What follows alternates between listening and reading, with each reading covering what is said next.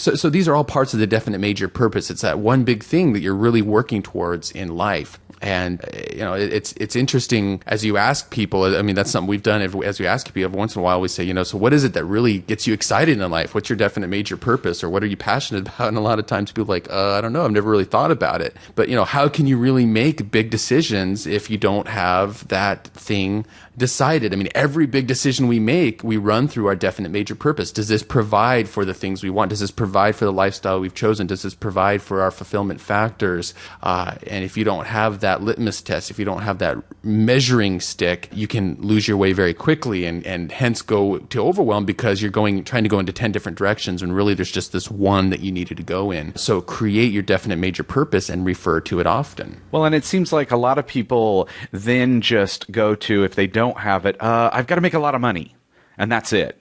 Yeah. And then you're doing 20 businesses, working 10 hours a day, or I'm sorry, 10 hours, 18 hours a day, and and you're not enjoying it, or you set up a business that doesn't, fulfill anything for you, and maybe the money does come in, but you don't even have time to enjoy it, or, so without that, definite major purpose and understanding what fulfills you, you especially, I think, fall into the trap of overwhelm. And it's interesting, you mentioned somebody not knowing. Yesterday, I went to a little meetup group for kids, since I've got my daughter with me, and I was talking to one of the mothers there, and she's a doctor, and when I explained to her what I do and that I, teach people to follow their passions online with a business, blah, blah, blah, right? And she looked at me and she's like, I've never even considered that. I'm a doctor because it's a good job. And see, I kind of expect her to go, let's say I'm a kid doctor and I love kids or something like that. And she was definitely very, kind of questioning herself and thinking about, wow, what am I passionate about? That was such a foreign question for her. But it's an interesting thing. Once you find that out, anything that comes into your business, like you get an email from somebody and they're talking about this newfangled way to do business or whatever it is, you can filter that through what your definite major purpose and what fulfills you. And you can see very quickly if you should do it or if you should not take that time, which, of course, cuts down on the overwhelm.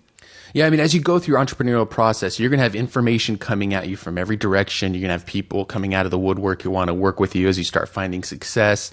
I mean, that's and entrepreneurials, I mean, naturally, we're always thinking and we're always wanting to go after a million different ideas at once. And so, this is a critical skill to learn and one of the fastest things to become overwhelmed if you don't have, get really good at vetting your ideas fast with your definite major purpose. I mean, I was thrilled the other day when I was chatting with an academy student, and I had a proposition to bounce off him, an idea that would involve him, and I was kind of chatting with him and gearing up to the idea. And before I kind of pitched it, he typed into the instant messaging. He said, "Hold on a second, I got to pull my definite major purpose out so Nice. I can look at it." Well, and I just beamed. I was like, "Oh, it's so awesome to hear him to say that," because he's like, "Look, yeah, I'm all for hearing what you got to throw at me here, but I got to make sure that I'm checking it against my definite major purpose here, so I know whether to say yes or no to that very quickly." So that's the whole idea there. All right. Number 2 is to find a mastermind and a mentor. We've talked a lot about masterminds in the past. We've talked a lot about mentors in the past. And these are just, there's just this tried and true principle that to pull the best out of you, to pull the best creativity, the best ideas, to help you stay focused, to help you avoid blinders, we need those outside voices of reason. I mean, we love going to our colleagues and saying, what is it that we're doing wrong? What is it that you see that we could be doing better? And that's what we have mastermind groups for. We have mentors that we turn to, people who are operating at a higher level than us, so that when we get stuck in that one little thing, we can turn to that person and say, "How did you get over this?" And all of a sudden a mountain looks like this little molehill that you can just step over. And I've seen people flounder with big problems. There's a platinum. I recently launched my New Media Platinum mastermind group, and one of my students in there, her name's Amy Jo, and I was doing the quick start consultation on the phone with her. And the biggest thing that we talked about was getting her past an identity crisis that she was having. Basically, she had like 4 different identities she was trying to maintain online, 4 different businesses she was trying to get off the ground. And for about a year, she said she had been struggling with managing all those and knowing which site to use for which and what one was going to be her own personal brand.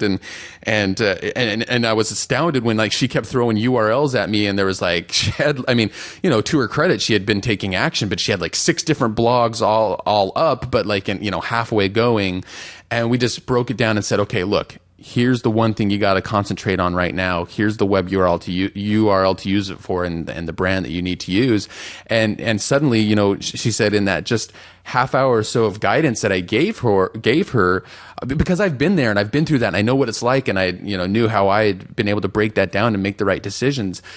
You know, she said that a year's worth of procrastinating or just stumbling through things or trying to get it right, a year's worth of being held back was all of a sudden obliterated with that phone call and that conversation. So, you know, there's the value that comes from having those outside voices in the form of a mastermind and a mentor. So that's definitely a big one right there. Yeah, just last week when I was in Salt Lake City, I met up with my old mastermind group there, and I posed that question finally to them. What am I not doing? What am I doing wrong? Or if you had my business, what would you be doing? And just let these guys that have awesome businesses just go to it. And it's a very, very enlightening thing to hear things that you might, just because you're so close, you might be overlooking. And, you know, just to have even that group that you can bounce that off of is absolutely important. And of course, we've talked about this before on other episodes. As the entire episode, it's that important.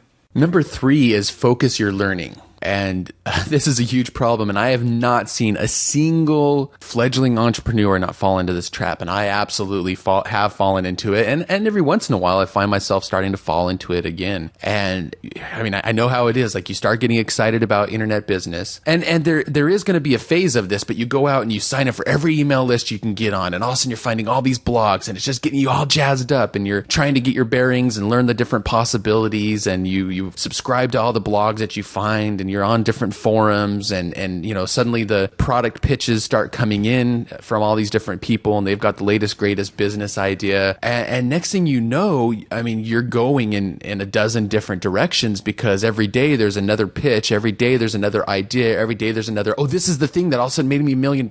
Now, you know, maybe that's completely truthful, what the product pitch, and that it made them that much money, fine. But, you know, the problem is that all of a sudden you think you got to do all of those different things and buy all those different products and learn all, you know, put all those different things into action, and you can't let any of them go, because what if that's the right one that's going to just finally hit for you? And I spent a lot of time going in too many directions like that. And, you know, finally I had to start, you know, just gleaning, you know, getting rid of so many voices and starting to focus in on something very specific. I mean, that's why, that's another reason for going out and finding a mentor, is finally you just find the person that you resonate with most, that has your style, the values that you like, the system that seems to resonate with you, and you just start listening to that one voice. And, you know, all of a sudden the noise starts reducing. So you need to be very specific. And the definite major purpose comes in again about what style of business you want to pursue, what kind of lifestyle you want, and find that source of information that looks like it's going to provide that, and start, you know, focusing in on that one